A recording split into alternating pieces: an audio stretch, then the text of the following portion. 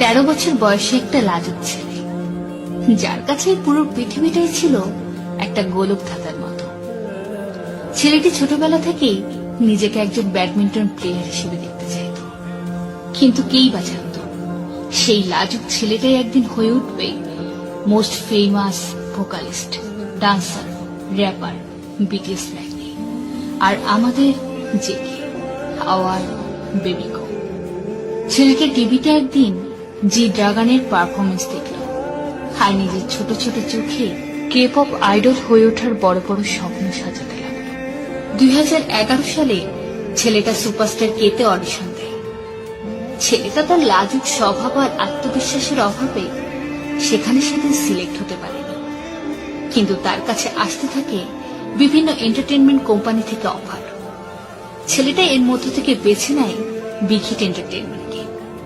কি মনে হয় এত অফার্স এর মধ্য থেকে ছেলেটা কেন বিগ হিট এন্টারটেনমেন্টের মতো ছোট একটা কোম্পানিকে বেছে নিল? হ্যাঁ, কারণটা হচ্ছে বিটিএস লিডার আরএমের সাথে দেখা হবার পর এই ছোট লাজুক ছেলেটা নিজের উপরে যে ছেলেটার বিশ্বাস ছিল না, সেই ছেলেটা সেই বিশ্বাস, সেই ভরসা আরএমের ভিতর দেখতে পায়। এই ব্যাপারে আরএমও বলে, জংকুকের প্রথম দেখা সেই হরিণীকাল চোখ আমি আজও ভুলিনি। 13 বছরের সেই ছোট জংকুক যেন বিটিএস এর মাধ্যমে পেল তার নতুন এক পরিবার।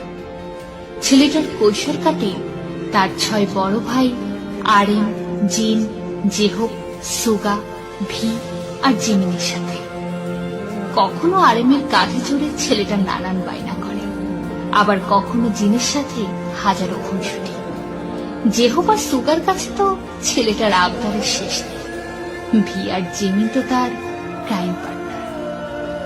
আর এর পাশাপাশি চলতে থাকে নিজেকে সেরাদের সেরা করে তোলার এক সংগ্রাম। 2013 সালে দলটি নো মোর ড্রিমস গানের মাধ্যমে ডেবিউ করে, আর 15 বছরের জংকুক তার স্বপ্নে প্রথম পা রাখে। 2013 থেকে 2021 বদলিয়েছে অনেক কিছুই। বিটিএস এখন বিশ্বের number 1 K pop boy band, আর সেই 15 বছরের ছেলেটা এখন 23 বছরের একজন যুবক। এখন সে আর সেই লাজুক ছোট ছেলেটি নেই, এখন সে একজন আত্মবিশ্বাসী most famous K pop idol, and the 60th alive 2020. He is now a singer, songwriter, rapper and dancer, and the golden magnate of BTS.